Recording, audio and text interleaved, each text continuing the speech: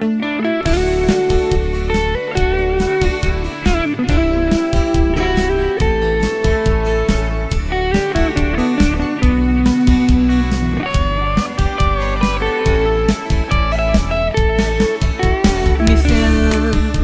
kim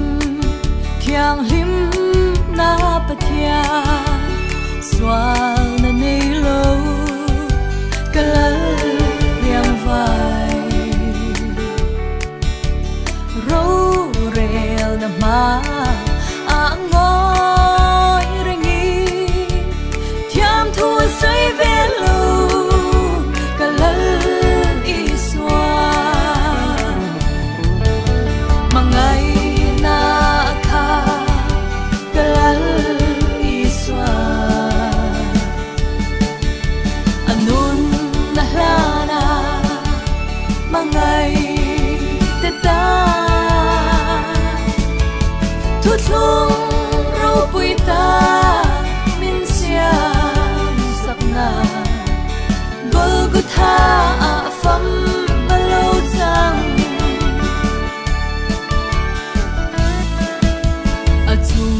thu an rel anun san turi an sia an lo ngai sa tuarin an pan pui mi swa thi na mun ama cross pu pui tu nei lovi mangai na kha kalal iswa anun na hlana mangai te ta thu thung ro pui ta min siam sakna golgotha a pham malo chang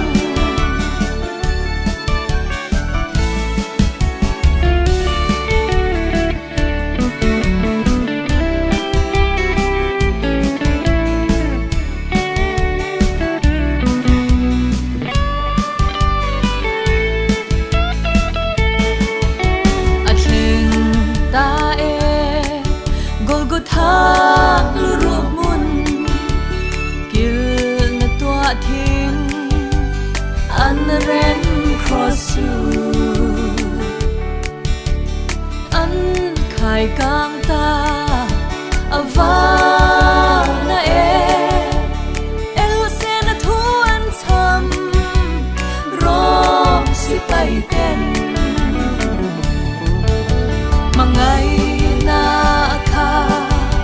kalal iswa anun na hlana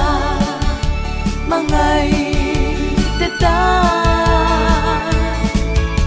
thu thung ro pui ta min siam sakna golgotha a pham malo chang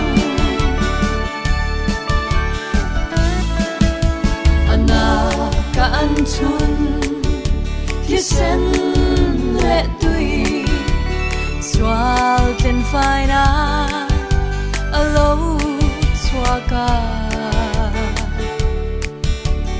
nang le ke kan nun na turi tan na thoki khove ngam ta mangai na kha kalal iswa anun na hlana mangai te ta